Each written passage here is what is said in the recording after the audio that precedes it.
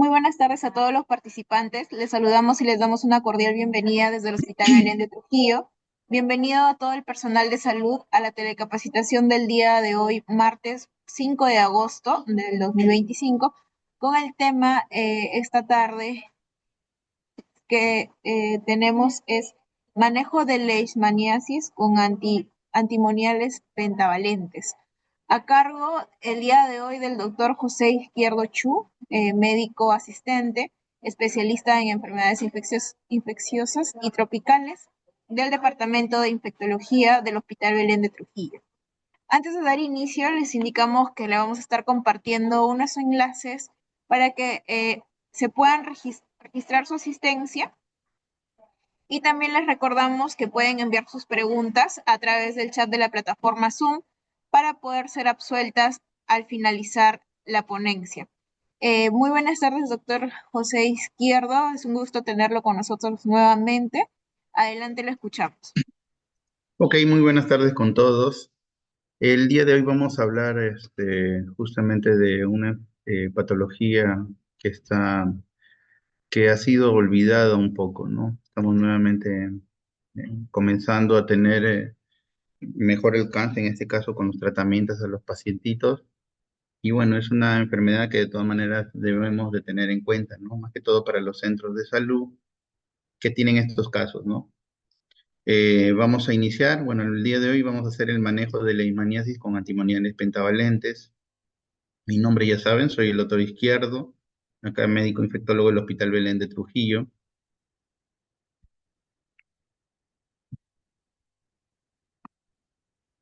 Ok, bueno, el contenido, vamos a ver unas fotografías justamente de la experiencia del hospital, definición importante, epidemiología, los agentes, especies de leishmania en el Perú, vectores, en este caso generales, y en Perú, reservorio, ciclobiológica, en este caso formas clínicas, diagnóstico y tratamiento.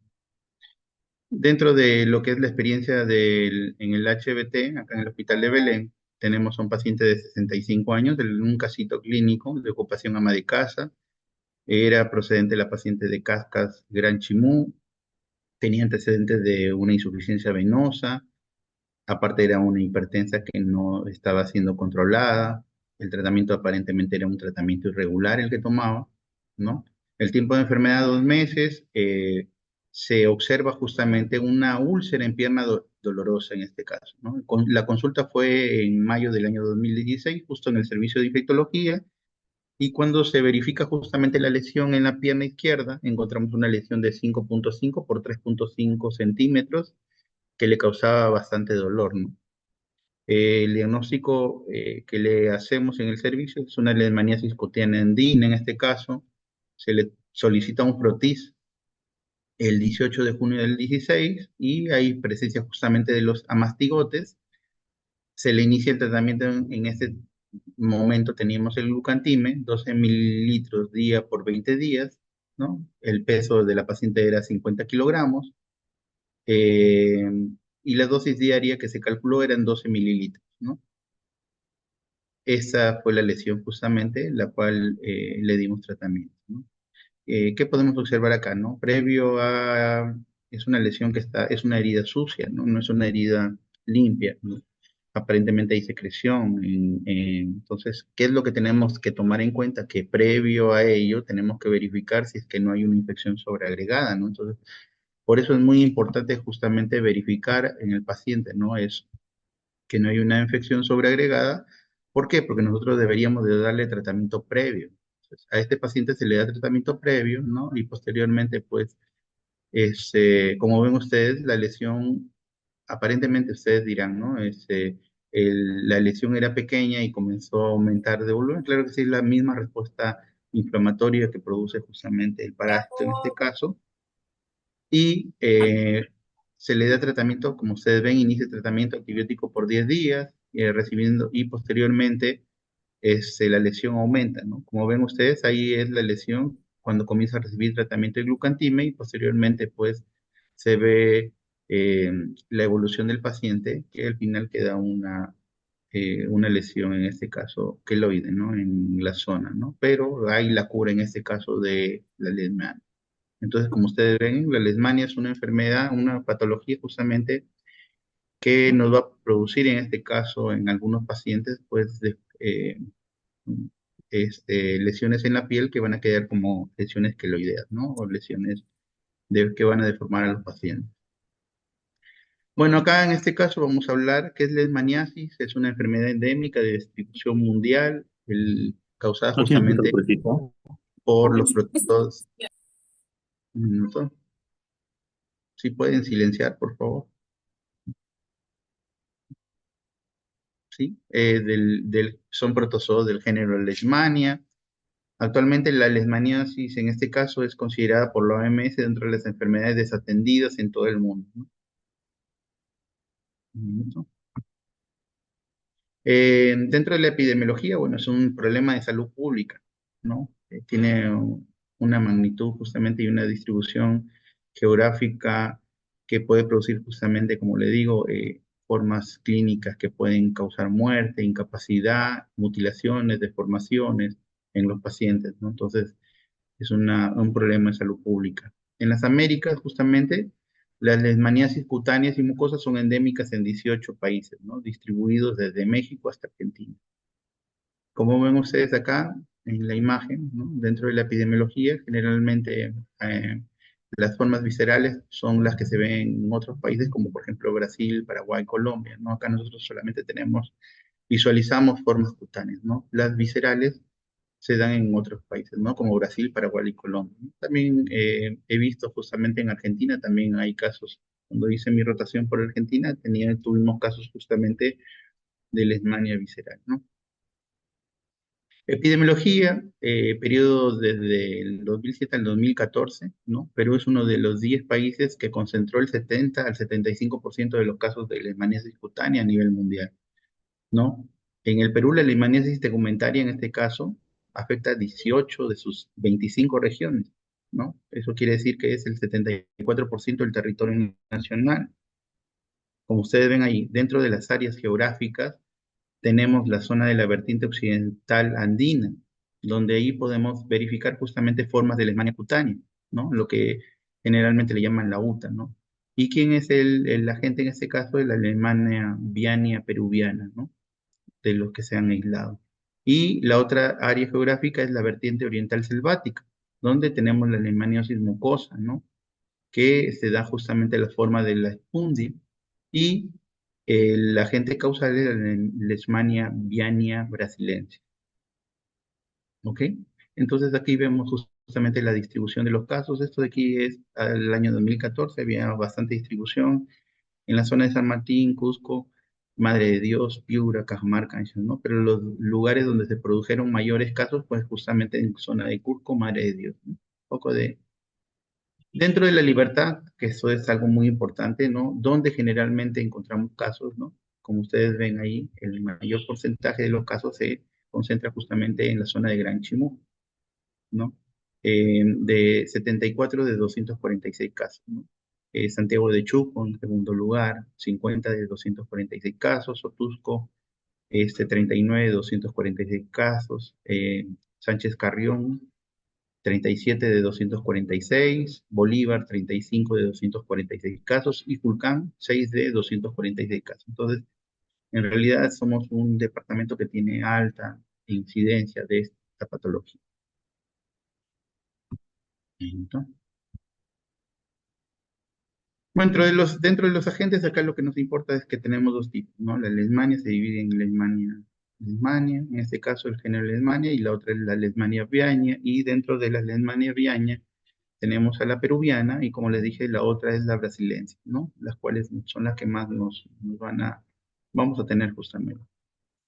La leishmania es un protozoario dimórfico, en este caso, se presentan bajo dos formas, ¿no? Una de las formas, como ustedes ven ahí en la imagen, es la promastigota, ¿no? Que son flagelos largos, en este caso móviles, extracelulares, ¿no? Se hallan generalmente en el vector, y la mastigota en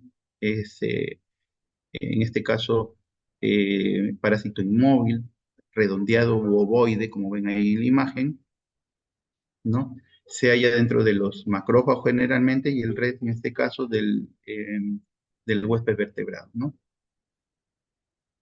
Dentro de los vectores tenemos insectos dípteros, en este caso, eh, 800 de las especies de flebotomines, en este caso, en el viejo mundo podemos tener los flebotomus, en este caso, y en el nuevo mundo el Luxomia, en este caso.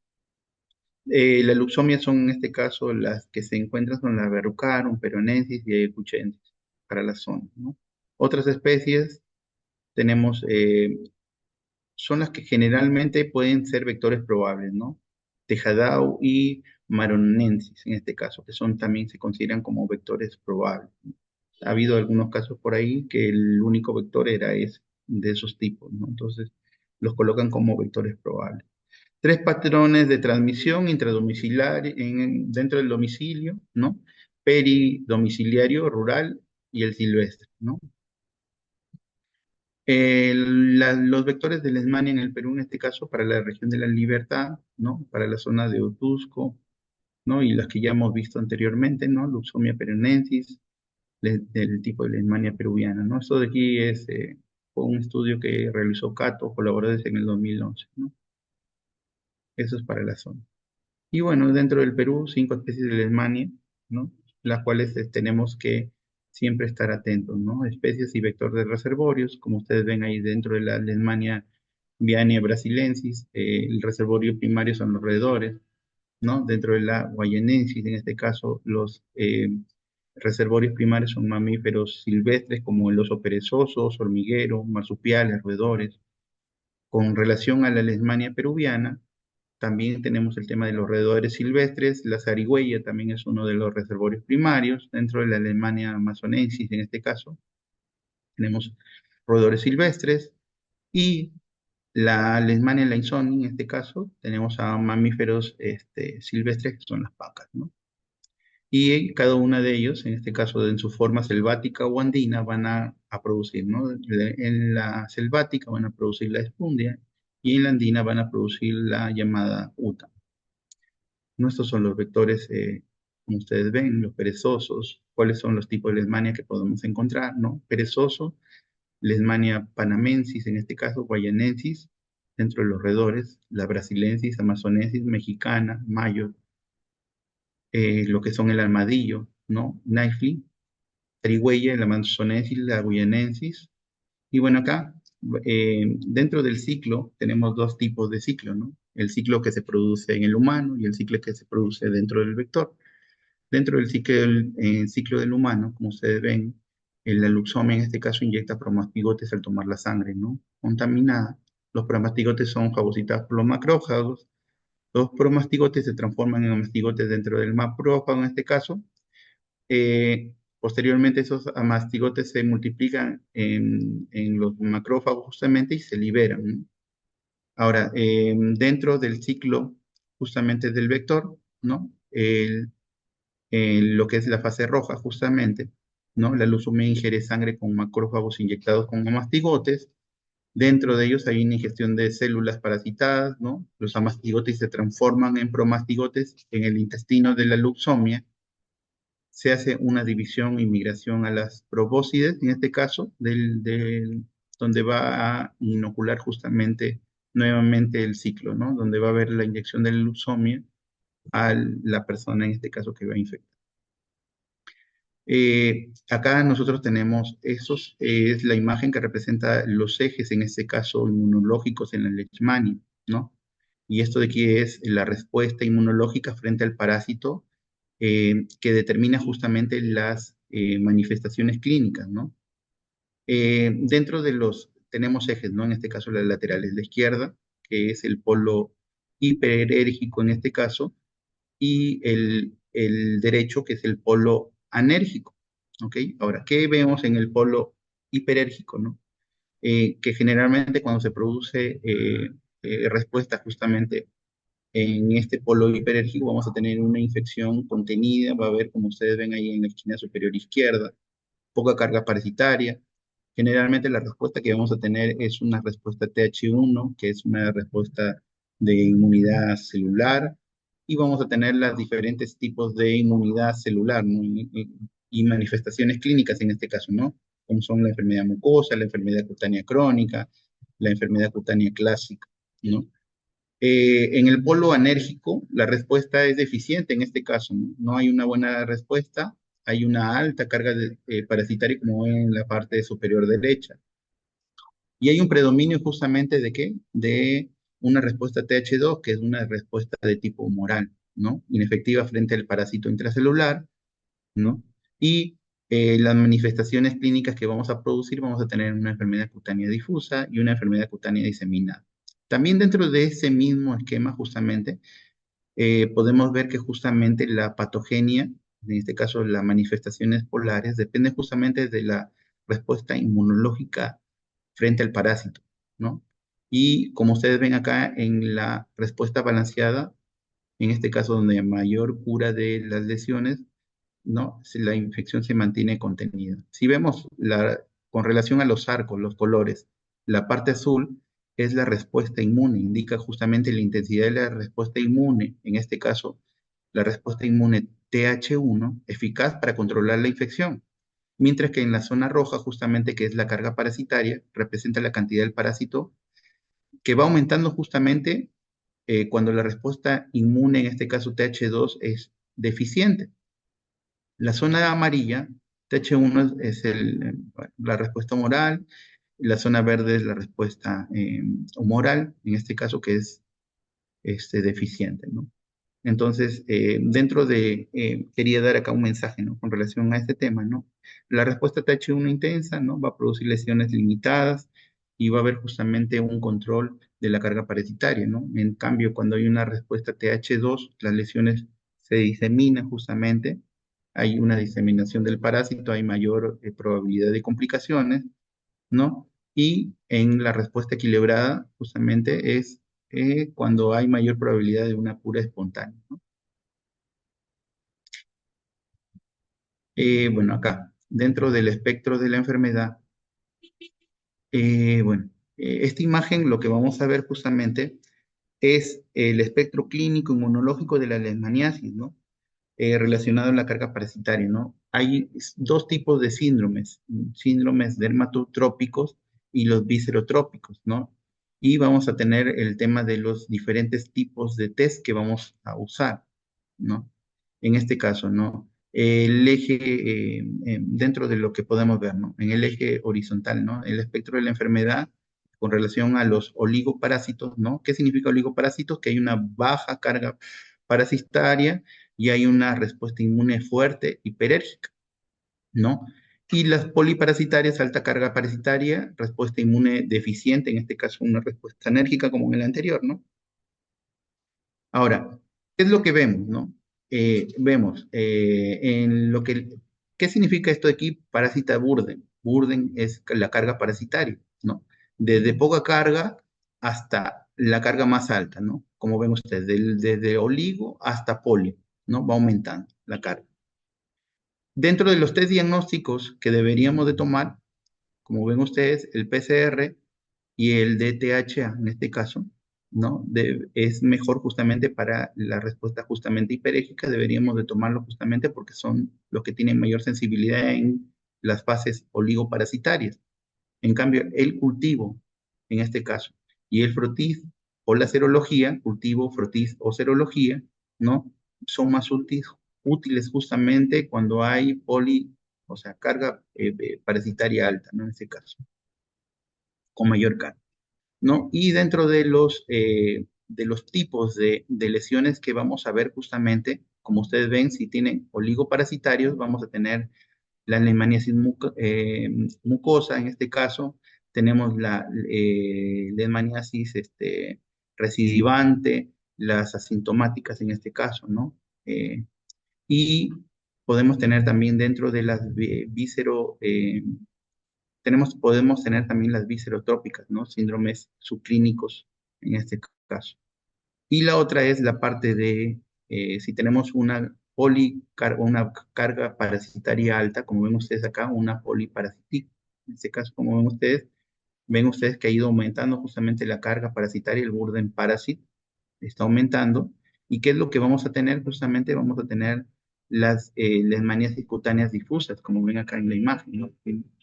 leishmaniasis y las leishmaniasis viscerales, ¿no? Dentro de la respuesta inmune, la resolución justamente de la enfermedad está mediado por respuesta inmune celular. Se ve que hay una fuerte correlación entre la activación de los diferentes conjuntos de células T, ¿no? Y el resultado de la enfermedad, como habíamos visto en las imágenes anteriores, como han visto también, la respuesta TH1 y TH2 son importantes justamente para ver el aumento o la disminución de la enfermedad, ¿no? O las secuelas que vamos a tener en estos pacientes, ¿no? Como ven ahí, la respuesta TH1 responde justamente a infecciones intracelulares. Por ejemplo, ¿en quién tenemos respuesta TH1? Y respuestas intracelulares con virus, micobacterias. En este caso, ¿qué va a hacer la TH1? Promueve inflamación y destrucción de las células infectadas mediante la activación de los macrófagos y linfocitos citotóxicos.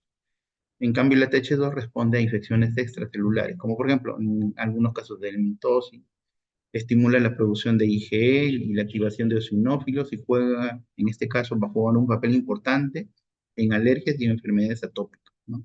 Y la respuesta, en este caso, a la infección por leishmania es la peor, ¿no? Acá nuevamente respuestas inmunitarias, los TH1 y los macrófagos se activan, previenen recrudescencia de la infección, como ven ustedes. Y en cambio, en la respuesta TH2 hay una en este caso, si las citocinas de regulación son negativas, se va a desactivar los macrófagos y previene excesiva producción de citocinas y extensa destrucción tisolar, ¿no? ¿Qué va a hacer también esa respuesta TH2? Va a promover la infección intracelular y recurrencia por reactivación de infecciones persistentes, o en este caso por el trauma. ¿Qué pasa al momento de la inoculación?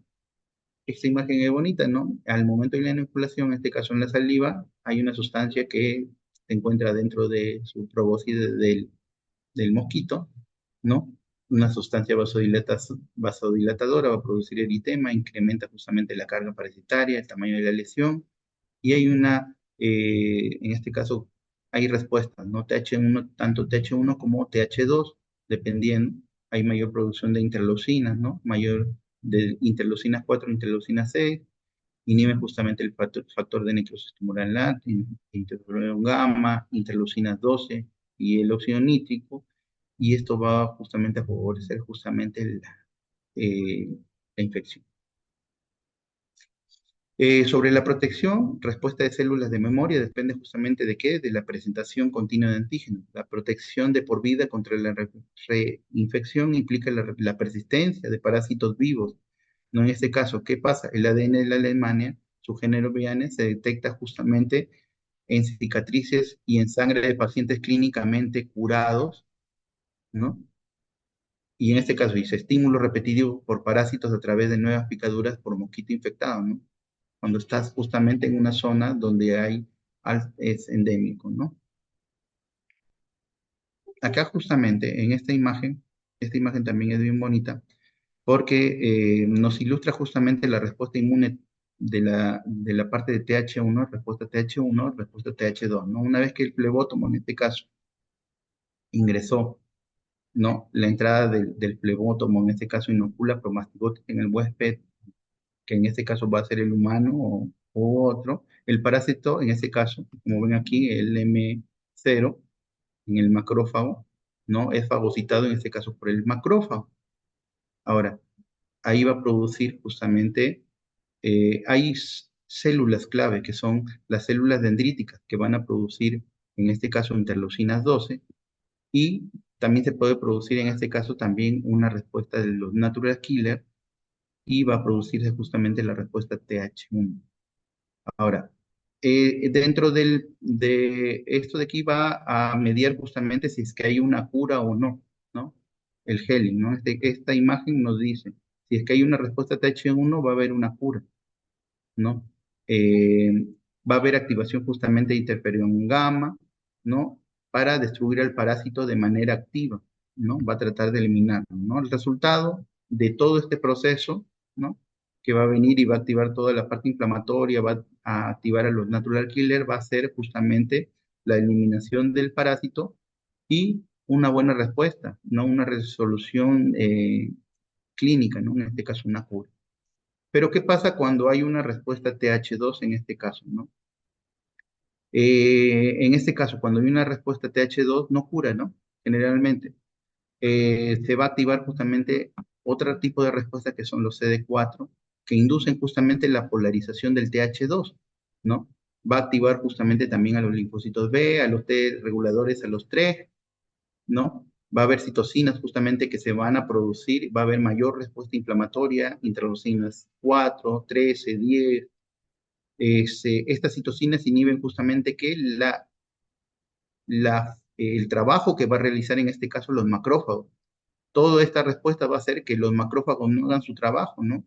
Entonces no van a poder destruir adecuadamente, en este caso el parásito, ¿no? Y va a haber una persistencia justamente de la infección. Entonces, ¿qué es lo que vamos a tener aquí? Vamos a tener que no va a curar adecuadamente, ¿no? Entonces, tenemos que tener en cuenta en esta imagen que la respuesta TH1 es protectora y se asocia justamente a curación. En cambio, la respuesta TH2 favorece la diseminación del parásito y las TREG, en este caso estas células TREG, contribuyen justamente dentro de la misma infección a la cronicidad. ¿Por qué? Porque estas células TREG producen estas dos sustancias, ¿no? Que al final hacen que se vuelva crónica la lesión. Esto de aquí también es una imagen muy bonita también, un minuto por favor, ¿no? Del espectro clínico inmunológico de la leishmaniasis, en este caso de tipo tegumentaria, ¿no? Organizando en este caso las formas clínicas. Acá está organizada las formas clínicas según la polarización inmune, tanto lo que es lo que les dije, TH1, TH2, ¿no?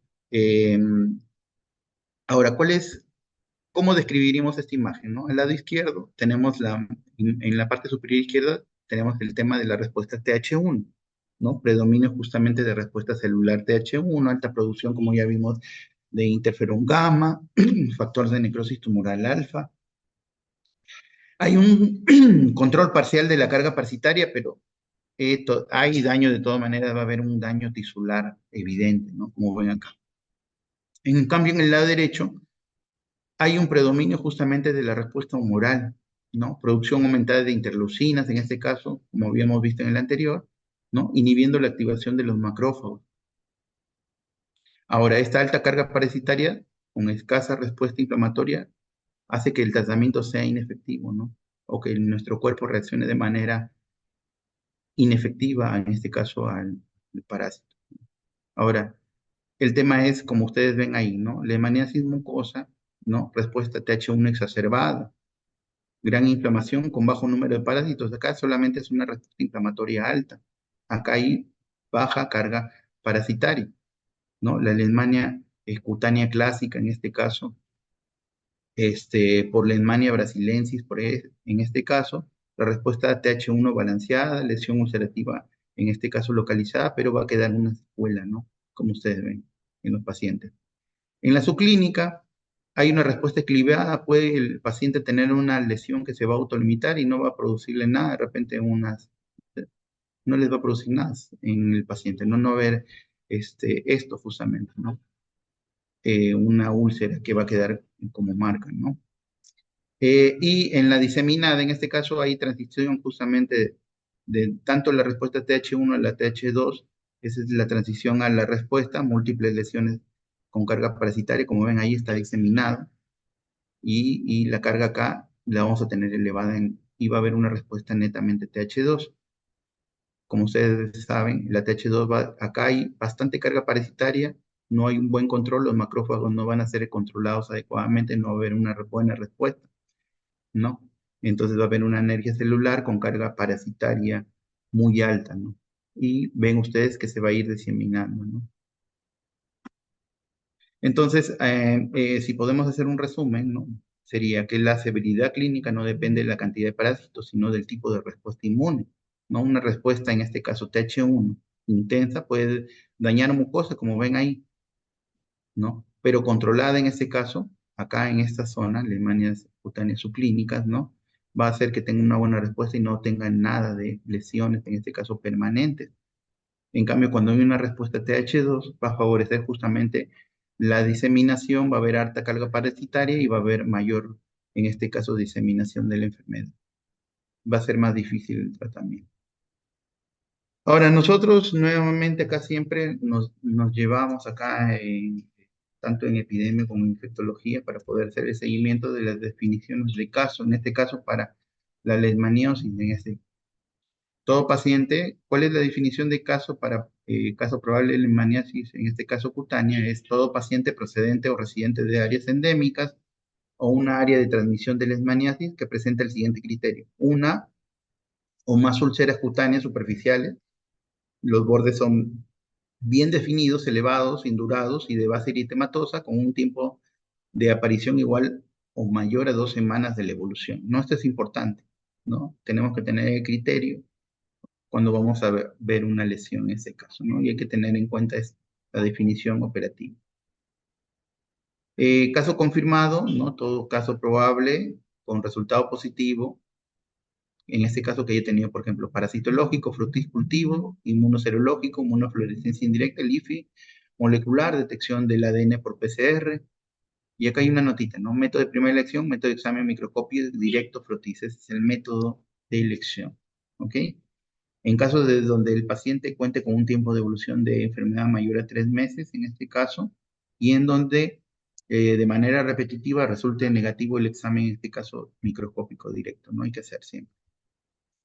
Caso probable de leishmaniasis mucocutánea, todo paciente procedente de un área endémica con un antecedente de exposición y con una o más lesiones granulomatosas elevadas en el tabique, laringe, faringe o tráquea, con o sin antecedente de infección, la cual aparece a los meses o años después de haber cicatrizado la lesión, ¿no? Entonces hay que siempre buscar a nivel de mucosa, ¿no? Acá tenemos un caso que sucedió, ¿no? Teníamos un paciente que había sido evaluado justamente por infector, bueno, primero fue evaluado por otorrino a ellos les impresionaba que no había nada, ¿no? Pero nosotros en infectología habíamos visto que había una lesión justamente en cavidad oral, lo mandamos a otorrino, otorrino nos lo envían nuevamente y cuando nuevamente nosotros, porque nos dijeron de que no había nada, en el tabique justamente nasal, ¿no? Había una lesión que se extendía, o sea, que traspasaba el tabique nasal. Entonces, nuevamente lo mandamos a otorrino y otorrino ahí le sacó la muestra, en este caso, porque ya vio que había sí, justamente una lesión y salió positivo para el esmalte, ¿no? Entonces hay que tener siempre en cuenta eso, revisar bien las mucosas, ¿no? A veces nos olvidamos de revisar la nariz, ¿no? Hay que hacer siempre una buena evaluación, ¿no? Nosotros los médicos, o en este caso el personal que lo atiende, ¿no? Evaluar bien a los pacientes, ¿no? Para que no se nos escape esos tipos del esmalte. Y caso confirmado, todo caso probable de leishmania mucocutánea con resultado positivo a los métodos descritos, IFI, PCR, ¿no? Intradermoreacción, inmunofluorescencia, detección molecular por PCR, ¿no? Y en casos donde los métodos anteriores resulten negativos y persiste la sospecha de la enfermedad, ¿no? De todas maneras.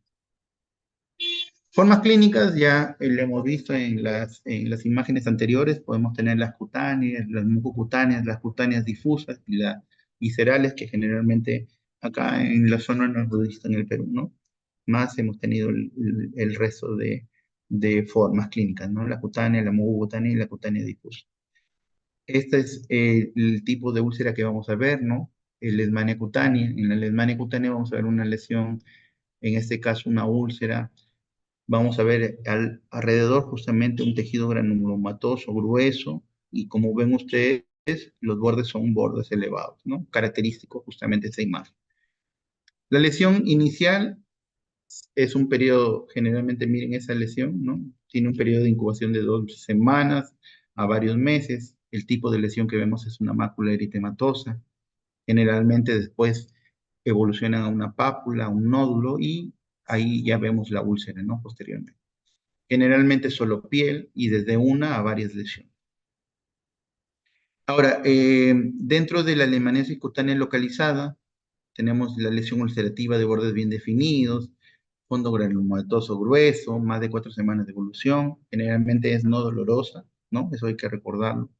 Lesiones nodulares irritativas, verrucosas, proticoides, plaqueiformes, en este caso, gomosas, ¿no? Si hay dolor, tenemos que pensar que hay sobreinfección bacteriana, entonces primero antes de sacarle frotis, primero tenemos que tratar la infección agregada, ¿no? Entonces, tratamos la infección y una vez que ya tenemos, el paciente ya está sin infección localizada, no hay edema, no hay eritema, no hay dolor, no hay nada, sacamos la muestrita y verificamos justamente que la muestra ha sido tomada de manera adecuada, ¿no? Y que no hay una contaminación para tener justamente, descartar que sea, en este caso, leishmania, ¿no? Y que no se nos escape en ese caso, los diagnósticos, ¿no? Porque muchas veces decimos, hace una infección, una úlcera, le sacan inmediatamente el frotis, sale negativo, y le dan el tratamiento y sigue el paciente con la lesión que va aumentando. Entonces,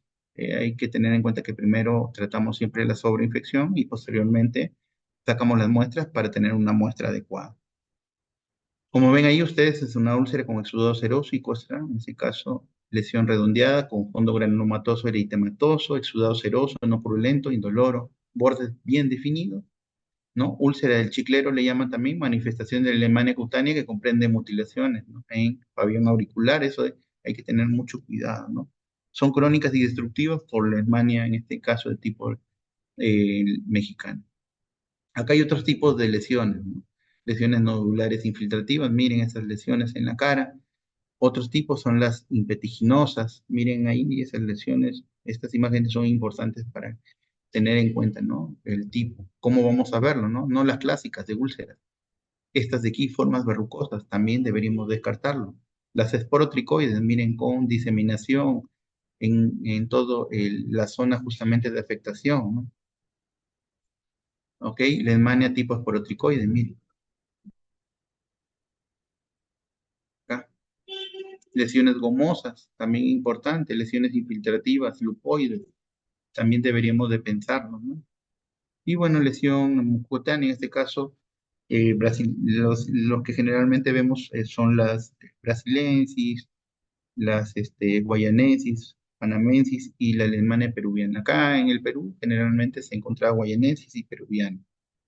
El compromiso progresivo y anatómico desde los septos cornetes, ¿no? En este caso, paladar blando, faringe, laringe, lengua, gingivas, en este caso la parte gingival, paladar duro y pared interna de las mejillas, no suelen comprometerse. Compromiso de labios y gingivas puede ocurrir en compromiso de mucosa, en este caso por la vecindad. Hay que tener siempre en cuenta eso. Siempre cuando tenemos una lesión hay que examinar bien la parte orofacial, en este caso oral, ¿no? Mucosa de aspecto granulomatoso irregular, blanquecino, amarillento, dehiscente. Usualmente no doloroso, excepto cuando hay compromiso oral laringio, ¿no? Ahí sí hay dolor. Y dentro de la limaniasis mucosa, en este caso,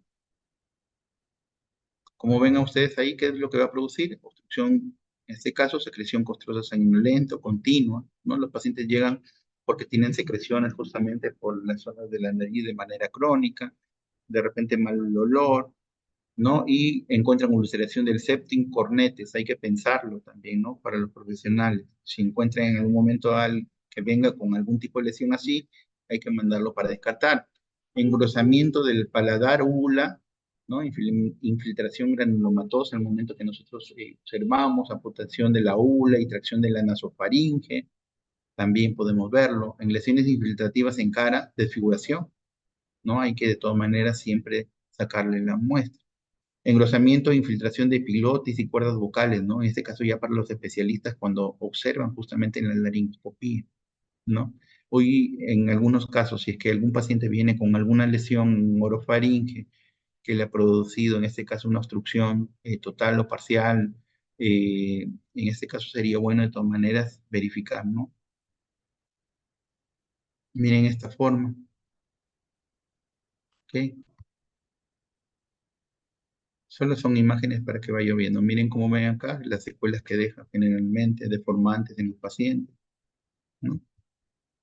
Lo típico que vamos a ver ahí es la nariz de tapir, ¿no? Miren, estas imágenes son importantes para que puedan ubicar cuando tengan algún paciente, ¿no? La anemia cutánea difusa causada por Alemania amazonensis, mexicana y atópica, en este caso. Características clínicas son numerosas lesiones, en este caso dice la literatura decenas o centenas, ¿no? Estas son no ulcerativas, de aspecto nodular, tumoral. En este caso, como ven ustedes, vimos en imágenes anteriores nódulos, ¿no? Eventualmente compromiso mucoso, friables al tacto en zonas de roce, puede ulcerarse rápidamente y se sobreinfectan con facilidad. La ausencia, en este caso, respuesta inmunitaria celular contra el parásito es evidente, ¿no?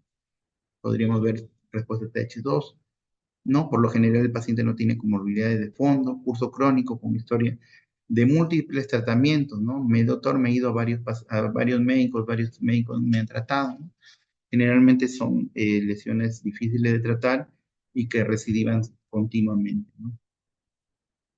Como ven ustedes ahí, ¿no? Numerosas lesiones, ¿no? Ulcerativas de aspecto nodular tumoral, eventualmente con compromiso mucoso, algunas verrucosas, bueno, ¿no? Lesmania cutánea diseminada, causada justamente por Viania brasilensis, guayanensis y mexicana. Características clínicas, en este caso, vamos a tener gran cantidad de lesiones, pueden ser decenas, frecuentemente no ulcerativas, aspecto nodular, plaqueiforme, acneiforme y eventualmente compromiso mucoso. En paciente puede tener justamente inmunosupresión de fondo, en este caso, por ejemplo, el VIH, o pacientes que tienen uso crónico de corticoides, TBC, neoplasia, podemos encontrarlo en esos pacientes. Curso crónico con historia de múltiples tratamientos, con o sin respuesta terapéutica y que justamente van recidivando continuamente y vienen a ver, en este caso, ¿no? La indicación sería que lo veamos justamente nosotros, en este caso para tomarle las muestras, o si ustedes pueden tomarle en su centro de salud las muestras, sería ideal, ¿no? Indicado. Gran cantidad de lesiones no ulcerativas, como ustedes ven, hay placas y todo, ¿no? Nodulares, plaquiforme, acneiforme y eventualmente compromiso de la parte mucosa. Cutánea recidivante, lupoide, miren esa zona, ¿no? Relacionada con la hemanatrópica, infección cutánea recurrente. Es poco habitual, pero la reacción justamente de hipersensibilidad ya es algo de forma crónica, ¿no? Y van a ustedes siempre ver lesiones satélites en los márgenes de las lesiones primarias, en este caso que aparentemente se resolvieron, ¿no? Y es una lesión que puede durar hasta 20 años, ¿no? Tiene, vuelve a recidivar, ¿no? Y la mucocutánea en la espundia, ¿no? Que ya no se ve mucho en realidad, bueno, acá al menos, causada por Leishmania brasilensis, panamensis, guayanensis. Generalmente ocurre unos 5 años post Leishmania cutánea, ¿no? También durante la lesión aguda. Se da generalmente porque se disemina de forma hematógena o linfática, produce eritema y úlcera en mucosa nasal. Miren eso, se ve en esa imagen, hay una destrucción de los septos. Puede comprometer justamente la zona de la laringe, la faringe, en este caso, ¿no? En algunos casos involucra también zonas genitales, ¿no? Potencialmente muy graves. Y la visceral, en este caso el calazar, ¿no? Complejo Donovani, en este caso, caracterizado por los pacientes vienen por fiebre, caquexia, anemia en el 70% de los pacientes, pancitopenia. Cuando le toman una ecografía abdominal, hay visceromegalia, ¿no? Hepatomegalia, esplenomegalia, diseminación de macrófagos infectados a través del intestino, a través del retículo endotelial, y justamente va a afectar justamente la médula ósea, el vaso y el hígado, ¿no? Que va a diseminar. La cutánea en este caso calazar, miren ahí, secuela justamente por Leishmania donovani. Esta es una imagen característica justamente de la zona de África, ¿no? Puede ser por Leishmania donovani o Leishmania infantum, ¿no? Generalmente pueden aparecer hasta 20 años post el tratamiento. Miren como ustedes son máculas hipopigmentadas o puede haber de repente nódulos de color de piel, ¿no? Y o pápulas verrucosas también se pueden dar en cara y en el resto del cuerpo. Puede ser diseminado en todo el cuerpo, ¿no? Como ven ustedes, esa imagen es de África, ¿no? También se da en la India, también, ¿no? Asia. Podemos ver macular, en África papular y en VIH es más grave, ¿no? El diagnóstico ya lo hemos visto también anteriores, ¿no? Pruebas inmunológicas, la hemanina, el ISA-IFI, en ese caso podemos tener la demostración directa del parásito, el examen de frotis directo, el cultivo, el PCR, la histopatología, ¿no? Son los que más nos van a ayudar. Las pruebas inmunológicas, antiguamente se utilizaba la intradermorreacción de Montenegro, era para medir justamente como si fuera un PPD la respuesta justamente celular del individuo, en este caso, a la exposición del parásito, ¿no? En este caso, inoculación de extractos de parásitos de Alemania, ¿no? Respuesta de por vida, genera reacción de hipersensibilidad tipo celular 4, ¿no? Rubor, tumefacción, no distingue entre infecciones actual y pasada, desde el tema tamaño variable, sensibilidad era poco sensible y era poco específico, ¿no? La lectura se daba entre 48 y 72 horas y era positivo si encontrábamos un tamaño de 5 milímetros, ¿no? Entonces se usaba bastante, pero bueno, con todas los casos en este caso que podríamos tener, ¿no? Demostración parasitológica, examen directo de frotis es muy importante porque ahí observamos directamente a las amastigotas, en este caso a partir de la muestra de lesión. Se hace con una tinción que es súper rápida, todos los centros de salud tienen, la IEMSA, ¿no? Que también lo usamos también para hongos, ¿no? En este caso, por ejemplo, para Nemocystis girovesi también lo usamos, ¿no? Tinción IEMSA, ¿no? Entonces nos ayuda, ¿no? Miren, esta tinción es muy buena. Raspado de lesiones bordes, en este caso, a partir de secreción linfática, improntas de biopsia, ¿no? Especificidad 100%, sensibilidad 74%, pero hay algunos casos que dice que puede llegar hasta 90%. Generalmente para tratar su infección tenemos que tratar justamente lo que les decía, ¿no? Tenemos que tratar la sobreinfección bacteriana antes de la toma de muestra, porque si no, no vamos a encontrar nada, ¿no? Si no, no vamos a encontrar a mastigota y vamos a pensar que es otra cosa, ¿no? Y no le vamos a dar el tratamiento de forma adecuada. La demostración parasitológica también, ¿no? Frotis es rápido, es fácil, es barato, útil en condiciones de campo, lo pueden simplemente con un microscopio y pueden visualizarlo, ¿no? Desventajas que es un poco doloroso, ¿no? Sensibilidad fácilmente afectada por factores externos, toma de muestras requiere experiencia, lectura de láminas requiere personal altamente entrenado. Entonces es necesario esto, entrenar a nuestro personal. Cultivo in vitro, obtención de los promastigotes a partir de mastigotes tomados de lesiones, ¿no? Una vez que ya tenemos el frotis y tenemos amastigotes, verificamos justamente para poder hacer eso, ¿no? En muestras de aspiraciones múltiples y biopsias, podemos tomarle biopsia a los pacientes, generalmente es lo que más me gusta tomarle biopsias, y el medio agar Nicole-Novimab, específico 100% y sensible 58%. Demostración en este caso por PCR, tiene mayor sensibilidad, útil para diagnóstico y tipificación, pero el tema es que es costoso y es de mayor complejidad y a veces necesitamos mucho tiempo para los resultados, ¿no? Si fuera Lima, bien, pero de provincia de repente vamos a tener la limitación. Parasitológica, histopatología, biopsias, en este caso, eh, pueden usar varias tinciones, ¿no? eh, Permite el diagnóstico diferencial con otras patologías, ¿no? Nos ayuda más si estamos pensando en que no es Leishman y son otras patologías, nos ayuda, ¿no? Y esos son los diagnósticos diferenciales que debemos de tener en cuenta, solamente los nombro para que ustedes sepan. Generalmente, ¿qué vamos a ver ahí, no? Caracterización de la severidad de la Leishmania cutánea, ¿no? Cutánea simple, infecciones por especies no asociadas a Leishmania mucosas, no compromiso de mucosas, las lesiones generalmente son menos de 1 centímetro y el cuerpo es inmunocompetente, eso es la simple. Pero en cambio, si pensamos en una Leishmania cutánea complicada, debemos de tomar en cuenta todo esto, infecciones por especies asociadas a Leishmania mucosa, más de 4 lesiones de gran tamaño, ¿no? Que veamos 4 lesiones de 1 centímetro, ya nos debe de llamar la atención, ¿no? O una lesión individual de más de 1 centímetro, ¿no? Nódulos subcutáneos, o que haya varios nódulos en este caso, ¿no? Adenopatías regionales, lesiones complejas de tratar, en este caso que hayan ido varias veces y no hayan sido tratadas adecuadas, ¿no? En cara de 2 pies y genitales, ¿no? Hay que ver el tamaño y la ubicación, verificar si el paciente es inmunosuprimido también, ¿no? Forma clínica a terapia local luego de 4 a 6 post-terapia en este caso, ¿no? Verificar si es que ha sido adecuado. Recomendaciones para el tratamiento: minimizar el daño local y las consecuencias funcionales, acelerar la curación, reducir la probabilidad de recurrencia, disminuir el riesgo de lemanosis, en este caso mucosa. Antes, esto que es algo muy, muy, muy importante y tienen que tenerlo siempre en cuenta. Eso debe ser como si fuera en la mano de la persona que va a iniciar el tratamiento. Primero, se tiene que hacer una evaluación previa. ¿ok? Entonces esa evaluación previa y la tienen que tener a la mano por en caso hay alguna complicación de los pacientes, ¿no?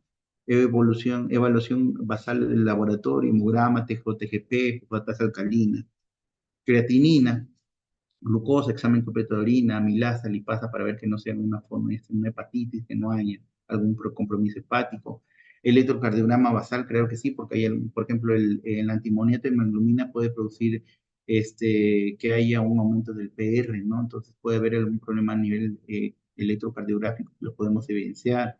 Generalmente deberíamos de tomarlo, ¿no? Deberíamos repetirse al 10.º día, ¿no? Que es cuando presentan generalmente las mayores alteraciones secundarias al uso del medicamento, ¿no? Debemos repetir exámenes al culminar el tratamiento también. Vigilar la aparición de potenciales reacciones adversas que pueden presentarse durante el tratamiento. Medidas generales, debe realizar la limpieza de la lesión con abundante agua, ¿no? En caso de, ya sabemos, la infección sobregada es importante esto, ¿no? Tratar la sobreinfección, ¿no? Debe administrarse analgésicos de acuerdo a la sintomatología, en este caso del paciente. Acá hay alguna consideración más que debemos de tener, ¿no? Pacientes que tienen alguna enfermedad crónica o alguna este, contraindicación, pacientes que han tenido en este caso, por ejemplo, algún tipo de cáncer, ¿no? O pacientes que tienen algún problema de alguna cirrosis, en este caso hepática, algún compromiso hepático, que tenemos que hacerle un seguimiento, me parece más, o sea, tomarles exámenes, yo les recomendaría que lo tomen al primero o al quinto día, ¿no? ¿Se ha tenido casos? Claro que sí, ¿no? Donde tenemos pacientes que han tenido al inicio todos los exámenes de laboratorio normales, ¿no? El hemograma, el perfil hepático, todo dentro de los valores normales y posteriormente han comenzado a subir justamente las transaminasas, de repente no le han hecho un control de repente electrocardiograma, entonces hay que evitar eso y siempre hay que vigilar, ¿no? Verificar a los pacientes si hay alguna molestia. ¿Ok? El tratamiento generalmente son los antimoniales pentavalentes, ¿no? Son las drogas de elección para todas las especies que circulan justamente acá en nuestro Perú. Tenemos los tipos de antimoniales, en este caso que usamos son el antimoniato de meglumine o glucantime y el estivogluconato, ¿no? Actualmente el estivogluconato lo encontramos, no lo tenemos y lo que estamos utilizando es el antimoniato de meglumine, ¿ok? En un mililitro, ¿no? Contiene 81, en este caso, del antimoniato pentavalente, y en 5 mililitros, ¿no? Que es una ampolla, tiene 1.500 miligramos en este caso, y 405 del antimoniato pentavalente. Eh, el antimoniato de meglumine o antimonial de meglumine es un antimicrobiano de acción antilesmánica de uso para formas cutáneas como viscerales. Es un antimonial derivado del ácido fenilestivónico, en este caso, que posee actividad antilesmánica y tiene espectro amplio, ¿no? Para todas las especies, pero a la única que se ha encontrado que tiene baja, en este caso, es la etiópica, en este caso. Reduce la glucólisis y la oxidación de ácidos grasos, disminuye la producción de energía e interrumpe el ciclo vital de la lesmana. Esa es la forma, como actúa, ¿no? Acá, un minutito.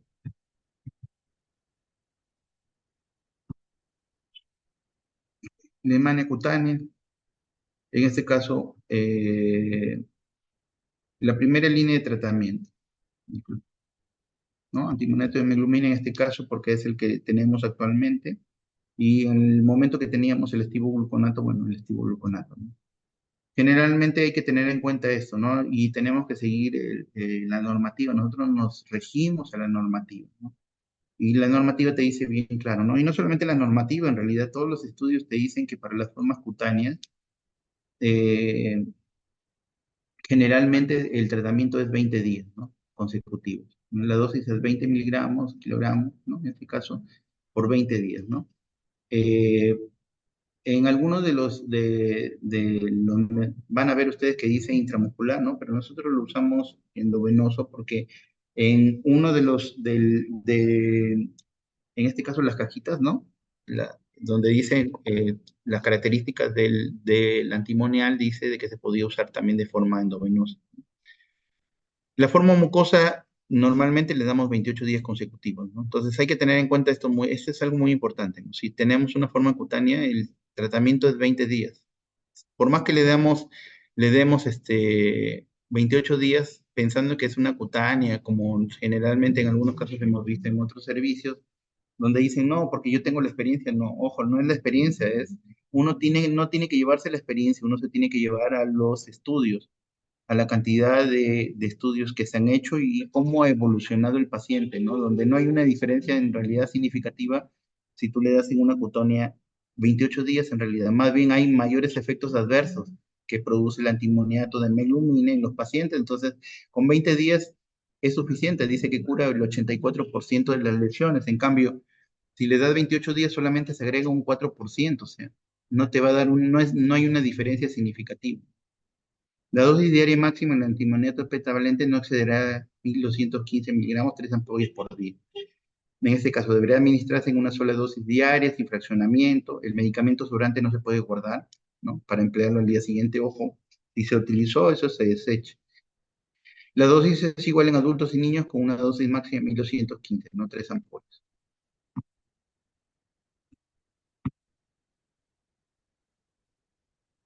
En este caso, como ven ustedes, adolescentes, adultos, varones y mujeres no gestantes, ¿ok? La dosis, ¿no? Ajuste la cantidad de ilucantime a inyectar por día, ¿no? En este caso, paciente evita la dosis subterapéutica, ¿no? En este caso, ¿no? Peso en kilos por 0.247, cantidad de mililitros, ¿no? Y eso te dice, ¿no? El 247 resulta de dividir 20 miligramos día por el contenido del antimoniato que aparece en la forma del anotado de la etiqueta del registro del fármaco, ¿no? Pero en realidad posee 81 miligramos por mililitro. Eso nos va a ayudar bastante para hacer una buena dosificación. Modo de aplicación, como le dije, ¿no? La vía de administración de las sales antimoniales debe ser parenteral. Puede usarse intramuscular o intravenoso, claro que sí. ¿No?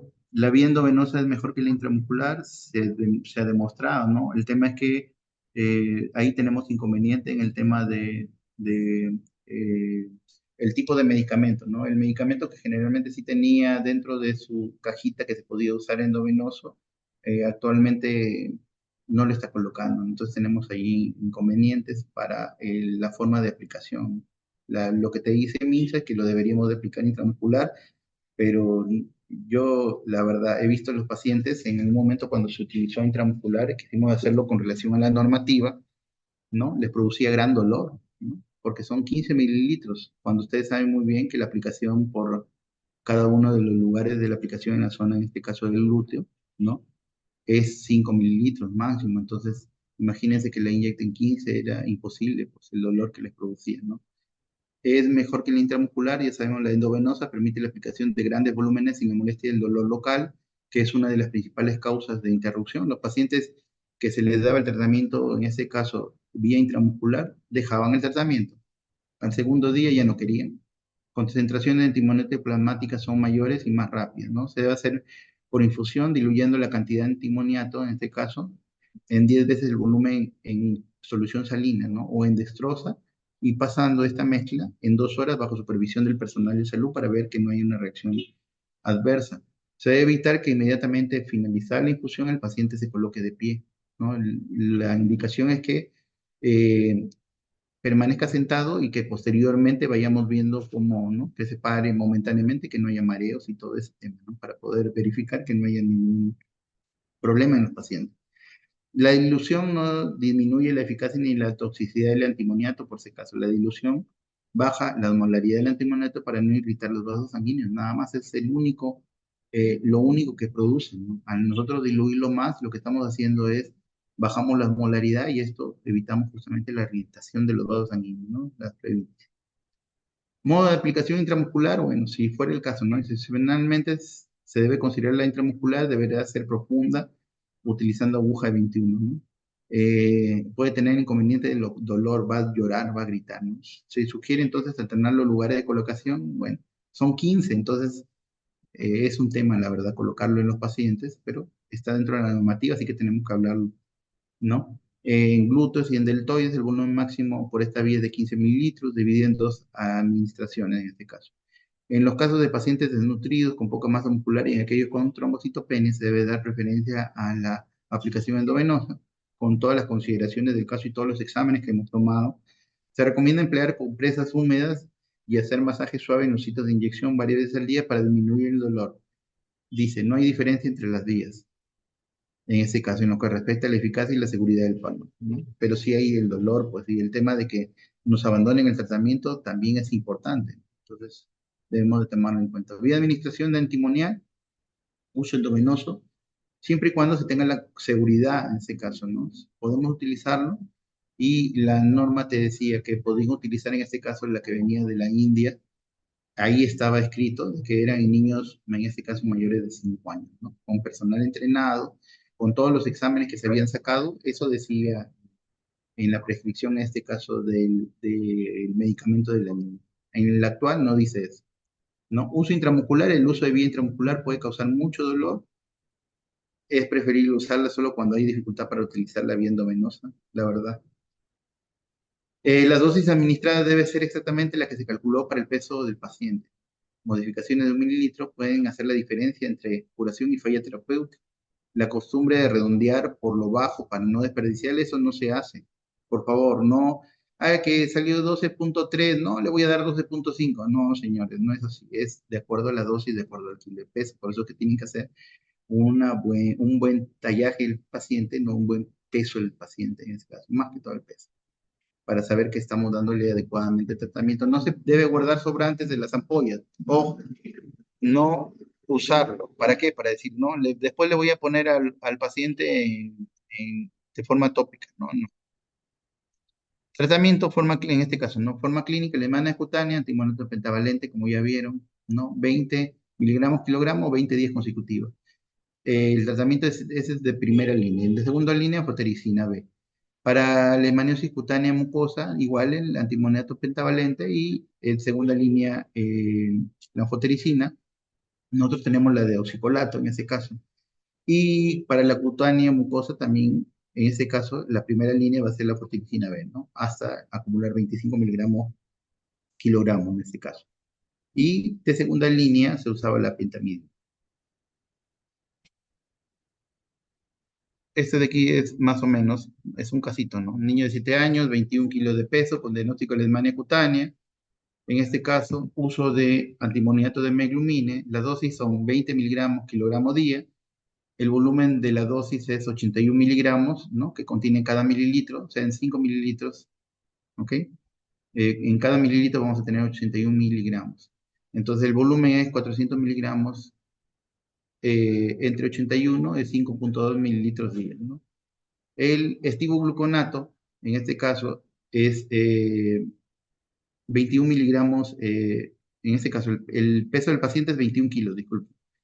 Y tenemos la dosis que es 20 miligramos entre 100, en ese caso, que contiene, ¿no? En este caso, el estivogluconato contiene 100 miligramos de estivogluconato de sodio, ¿no? Y si ustedes ven 21 por 20, en este caso los días de tratamiento entre 100, sale 4,2 mililitros día, ¿no? Al finalizar el esquema, calculando la dosis total por día durante el tema de los 20 días de tratamiento, habrá recibido 84 mililitros, utilizando aproximadamente 17 ampollas de estivogluconato, ¿no? De 5 mililitros.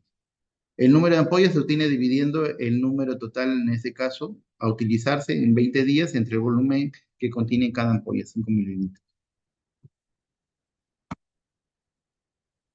Acá hay otro ejemplo, uso de antimoniato en los pacientes con lesmania cutánea con peso de 50 kilos. Entonces, la dosis ya sabemos que es 20 por el peso, sería 20 por 50, es igual a 1000 miligramos. La dosis total en este caso, entre el antimoniato, en este caso de meglumine, que contiene 81 mililitros de antimoniato de meglumine, ¿no? Lo dividimos esos 1000 entre 81 y sale 12,3 mililitros al día por 20 días en este caso. Acuérdense que es 20 días, ¿no?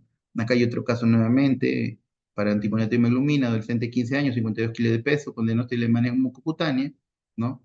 Dosis es 20 miligramos, kilogramo, en ese caso, por el peso, ¿no? ¿Cuánto pesa? 52 kilos, sería 1040, entre 81 que contiene las sales de, en este caso, el multimoneto y meglumina, sale 12,8 mililitros, y acuérdense que como es mucosa en este caso, ¿no? Mucocutánea, vamos a tener que darle 28 días de... Sí, igual otros ejemplos, ¿ok? Paciente con lesmania mucosa con un peso de 70 kilos, 20 lo que le vamos a aplicar, pesa 70 kilos, 1400 miligramos, dosis, en este caso como se dosis del antimoniato es 81 miligramos, lo dividimos 1400 entre 81, sale, como ustedes ven ahí, 17,3, pero ¿cuál era lo que decía la normativa? Que solamente podemos darle 3 ampollas 15, entonces le vamos a dar los 15 mililitros de 3 ampollas, no vamos a aumentarle 4, por si acaso, no es que vamos a decir, ah, ya, le falta y vamos a agregarle una más, no, son 3 ampollas como máximo, 1215 miligramos o 15 mililitros, que son 3 ampollas, que es lo que le vamos a aplicar por 28 días. Igual abajo, ¿no? Paciente pediátrico con lesmania cutánea con peso 18 kilos, ¿no? 20 por 18, 360, 360 entre 81, 4,5 mililitros al día por 20 días. ¿Ok? No vamos a darle 5, vamos a darle lo que dice, lo que hemos sacado. No vamos a tampoco a decir, ah, ya es 4,5, le voy a dar 5. No. Ya, en este caso, farmacocinética, en este caso de los antimoniales, ¿no? Pico usando dosis de 1000 miligramos, en este caso intramuscular 2 horas, endovenoso 15 minutos, subcutánea 1 hora. ¿Ya? El tiempo medio, en este caso, 2 horas, aunque puede persistir trazas por 53 horas, dice. Se elimina rápidamente por el riñón, ¿no? A la orina. Elimina en 3 fases, entre 57 en 6 horas, más del 80% de las 24 horas. Mayor parte de la droga eliminada es como antimoniato en este caso. Concentración estable se alcanza aproximadamente el día a día. En general es bien tratada y tolerada, aunque su toxicidad es frecuente y irreversible, ¿no? Toxicidad y síntomas están asociados con la dosis alta y la duración de la terapia, y por eso que les decía que tenemos que definir bien, ¿es mucosa o es cutánea? ¿No? Para darle tratamiento, o 20 o 28, no existe otra, ¿no? Toxicidad sistémica incluye artralgias, mialgias, 90%, náuseas, vómitos, 50%, cambios en el electrocardiograma, 10 a 36%, miren, son altas, ¿ok? Cambios en el EKG es importante, por eso tomarle su control, ¿no? Artralgias y mialgias, 90%. Ahí ven, en la parte cardíaca van a ver prolongación del QT en este caso, ¿no? Trombocitopenia, elevación de las enzimas hepáticas, es por eso, miren, puede llegar hasta 35%. Imaginemos que le damos tratamiento y no hemos averiguado bien si el paciente tiene alguna alteración a nivel hepático, ¿no? Tenemos que tener mucho el tema. Lo otro es en una de las capacitaciones que hemos tenido recientemente, ¿no? Nos dijo que vino el doctor Mercado de Lima, nos dijo que generalmente deberíamos de tener mayor cuidado en pacientes adultos, ¿no? Nosotros sí lo usamos aquí en La Libertad, usamos generalmente el antimoniato y meglumina endovenoso en adultos, ¿no? Hay experiencia en algunos centros de salud de periferia y acá también en el hospital, pero tenemos que tener justamente hacerle bastante seguimiento a estos pacientes, y que lo vamos a hacer, ¿no? Tenemos que iniciar con los exámenes que estén bien para poder darle un buen tratamiento, un buen seguimiento y que no haya complicaciones, ojo, ¿no? Bueno, acá son los efectos adversos que puede producir, acá más. ¿Cuáles son las contraindicaciones, no? Las contraindicaciones son la gestación, lactancia, enfermedad renal crónica. Esas son las contraindicaciones. Miren, dice enfermedad hepática crónica, también es una contraindicación, enfermedad cardíaca, TBC, hipertiroidismo, de nutrición severa, menores en este caso de 18 meses. ¿Ok? Y el grado severo dice que normalmente se ve en 1% en ese caso. Entonces, ¿qué vamos a ver? Arritmias ventriculares con muertes súbitas, trombocitopenia, con plaquetas menor a 40.000, comportamiento psicótico. Algunos pacientes van a cursar con ataxia, falla renal aguda, pancreatitis. Entonces hay que tener en cuenta, por eso que generalmente se le debe pedir amilasa también, ¿no? ¿Han visto ahí en los exámenes? Amilasa, su creatinina, su TGO-TGP, su las alcalinas, de todo, para poder hacer un buen seguimiento, ¿ok? También le deberíamos de agregar ahí, sería bueno una radiografía de tórax, ¿no? ¿Cómo está el paciente cursando? También una radiografía de tórax sería lo más conveniente si es que está en un hospital que tiene, en este caso, el médico, para ir viendo, ¿no? Entonces, como control y posteriormente ver si es que hay alguna complicación, ¿no? Adicional. Bueno, la respuesta, ¿no? En características justamente y la conducta, ¿no? En la cura clínica, al finalizar el tratamiento y o dentro de los 3 meses posteriores al tratamiento, vamos a ver que justamente hay una cicatrización completa, ¿no? Con epitelización, en este caso, ausencia de induración, inflamación o edema, no signos de lesión activa, ¿no? Si es que fuera una cutánea. En la mucosa, al finalizar el tratamiento y dentro de los 6 meses posteriores a él, presenta regresión de todos los signos clínicos. Y en la mucosa grave, regresión de todos los signos clínicos evaluados por médico especialista, ¿no? En este caso, tiene que evaluar el médico especialista para ver si va a requerir tratamiento. Mejoría clínica, ¿no? Al finalizar el tratamiento y o dentro de los 3 meses posteriores, presenta progresivamente, justamente se repite, ¿no? Reducción significativa del tamaño de la lesión en comparación a la de base al inicio, ¿no? Al finalizar el tratamiento, en el otro caso, ¿no? En la mucosa, ¿no? Al finalizar el tratamiento posterior, en este caso 3 meses posteriores, presenta progresivamente reducción de los signos clínicos y en la mucosa cutánea, en este caso, ¿ok? En la mucosa grave, reducción de los signos clínicos evaluados por el médico especialista. Y la conducta es de acuerdo al criterio, en este caso del especialista. Y cuando vemos que es una falla, ¿no? Cuando no hay una mejora, ¿no? No hay una mejoría clínica, se reactiva aparentemente, por eso que tenemos que tener un buen control, las fotos son importantes. Cuando nos hacen interconsulta acá de los centros de salud, lo que necesitamos saber es las fotos y lo otro es ver a los pacientes, ¿no? Aunque sea por cámara, a veces los vemos para ver, porque a veces hay una nueva lesión que aparece y ellos piensan de que es la misma lesión y quieren darle un segundo esquema. A veces es la misma lesión, ahora tenemos que esperar el tiempo, ¿no? Necesario para que haya la cura en este caso, ¿no? No podemos pensar al mes, ya doctor, estamos ya viéndolo y ya queremos que haya una mejora, no, porque es gradual. ¿Ya? Entonces, ¿qué es lo que hacemos? Generalmente lo derivan podemos nosotros en la interconsulta decirle que le repitamos el esquema, un segundo esquema, ¿no? De antimoneto pentavalente, o en todo caso, en algunos casos decimos que mejor lo manejemos acá en el hospital para darle anfotericina, en este caso de oxicolato, pero ya hospitalizado porque requiere manejo intrahospitalario.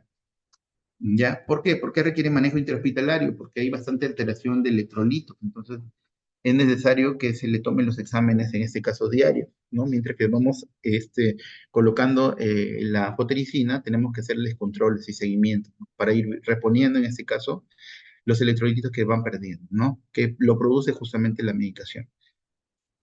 Bueno, ya sabemos que el tratamiento de primera línea, ya lo sabemos, ¿no? Varones, mujeres y no gestantes, ¿no? Acuérdense de eso, ¿no? 20 días para cutánea y 28 días para mucosa.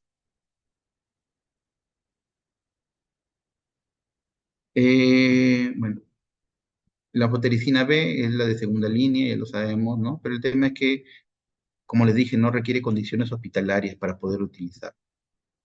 ¿Ya? Yo le recomiendo que si quieren, ¿no? En algún momento nos han hecho, Sánchez Carrión nos hizo de una niña que había tenido una lesmania en nariz, ¿no? Y nos refirió y fue tratada con afotericina B de oxicolato, una buena evolución, ¿no? La niñita se fue con repitalización, en este caso de la zona de la nariz. Este, la miltefosina también es la vía oral, es la que estaba diciendo justamente el ponente de Lima, que están viendo justamente la producción de la miltefosina porque se da vía oral y bueno, nos va a ayudar bastante, ¿no? Estudios clínicos generalmente es bueno, ¿no? Dice que la miltefosina tiene una buena tasa de curación, ¿no? Así que podríamos utilizarlo, ¿no? Esos son los estudios clínicos, ¿no? Tiene buena evaluación de la tolerabilidad, en este caso ha sido buena, ¿no? Ha sido estudiado en este caso por Cayetano y tiene una buena tolerancia, ¿no? Los efectos adversos es náuseas, vómitos, diarrea, dolor abdominal. En algunos casos, aumento de transaminasa. en algunos casos. Y también hay el tema, también se utiliza justamente el tratamiento intralesional de la leishmaniasis cutánea, también se está utilizando, ¿no? Este es un resumen de literatura científica, ¿no? Desde el año 2023 al año 2025.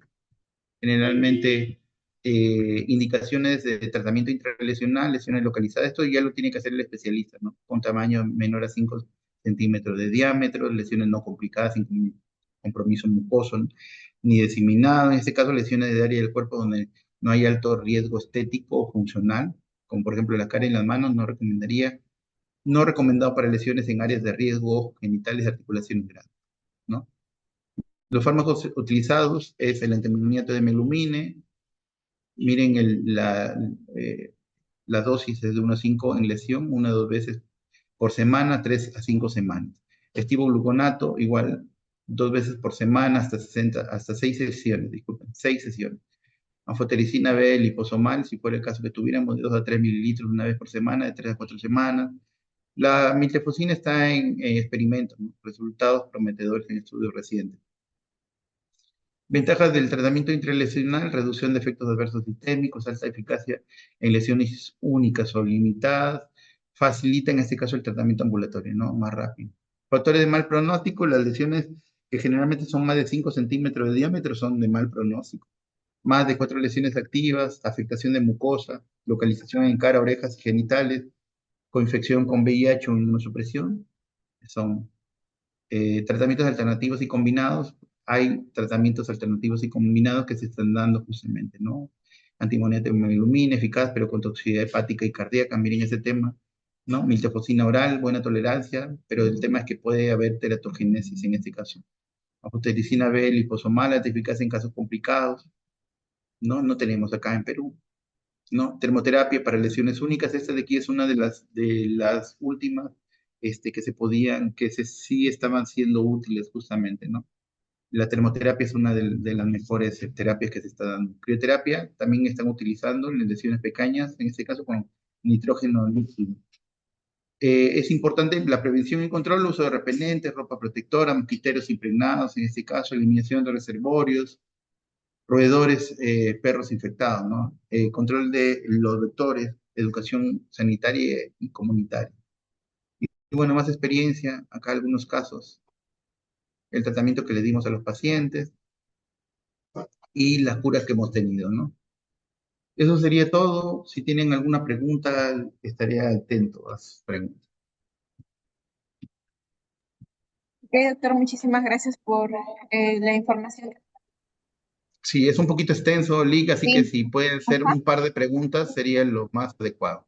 Claro, claro que sí. Vamos a responder dos preguntas brevemente para poder culminar la telecap de esta mañana, porque, bueno, el tiempo nos ha ganado y tampoco queremos dejar aquí a nuestros participantes con sus dudas, ¿no?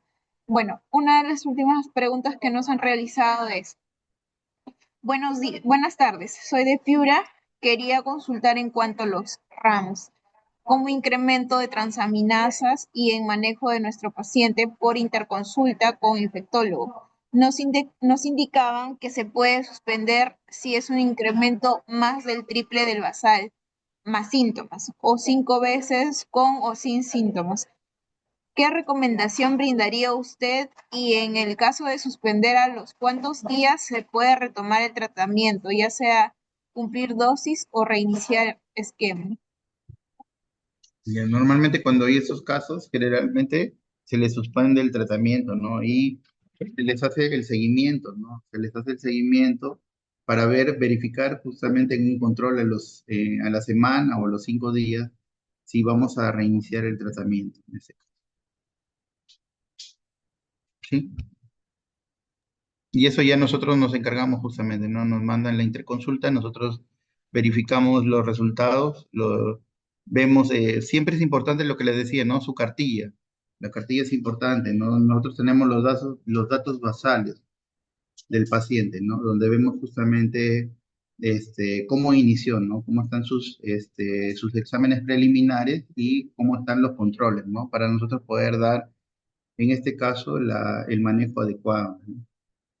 Pero generalmente entre 5 y 7 días. se suspende y posteriormente en algunos casos reiniciamos, bien, dependiendo de la evaluación, en este caso, del paciente, con los resultados de los exámenes. Ok, doctor, muchísimas gracias por su respuesta. Bueno, vamos a darle, doctor, una última pregunta más para poder culminar la telecapacitación. De todas formas, se les hace de conocimiento que vamos a estar compartiendo el enlace del YouTube del canal de YouTube para que puedan ustedes ver nuevamente la ponencia y puedan realizar sus preguntas y dudas que tengan para poder ser absueltas más adelante. Sí, Bueno, igual lo pueden colocar ahí en el Facebook y voy a tratar de responderlo ahí mismo en el Facebook, las preguntas que han quedado acá vacías. claro, o en el YouTube, doctor, en el canal de YouTube que pueda quedar ahí las preguntas también sería excelente. Vamos Claro. con nuestra última pregunta para poder finalizar la telecapacitación. Nos comentan, en zonas hiperendémicas se están viendo casos clínicos de resistencia a los tratamientos clásicos. ¿Hay protocolos de manejo para estos casos? Como les dije, ¿no? Dentro de la última capacitación que tuvimos, eh, el tratamiento es el adecuado, es el tratamiento con los antimoniales pentavalentes, ¿no? Cuando hay resistencia, bueno, en ese caso se pueden utilizar los otros, como por ejemplo la termoterapia, la crioterapia. Podemos ver otros tipos, en ese caso, de eliminación, en ese caso, ¿no? Como habíamos visto ahí en la capacitación que tuvimos en Lima, bueno, con un doctor, el doctor Mercado de Lima, nos decía que justamente la termoterapia era una buena elección, ¿no? Cuando teníamos estos casos, ¿no? Y también la crioterapia, también ellos lo utilizan, en este caso de dermatología, que son las áreas que más utilizan estos métodos, ¿no? Entonces sería una buena forma de poder controlar eso. Y cuando hay resistencia, generalmente los antimoniales pentavalentes, igual hay medicamentos que están en estudio ahorita, ¿no?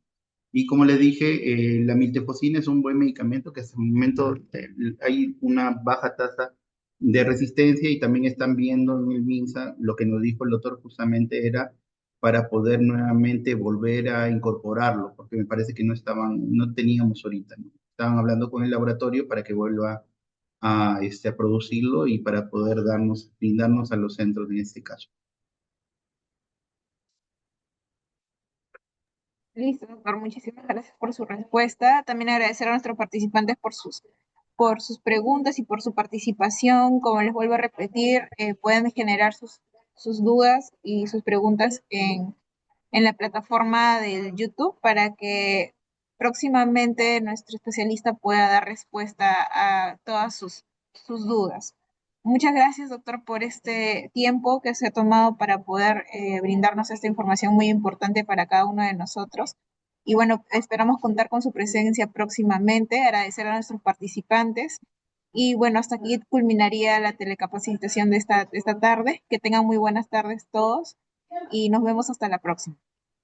Ok, muy buenas tardes, gracias a todos los que participaron. Igual voy a tratar de responder todas las preguntas a través del Facebook. Gracias. Gracias, doctor, muy amable.